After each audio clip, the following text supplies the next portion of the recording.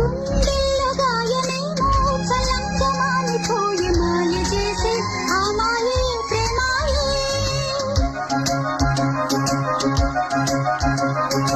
ఎంత గాయమైన గానీ నానేనికేమి కాదు పువ్వు సోకి నీ సోకు కందేనే. వెలికి రాని వెర్రి ప్రేమ కన్నీటి ధారలోన కరుగుతున్నది. నాది శోకమోపలేక నీ గుండె బాధపడితే తాళనన్నది.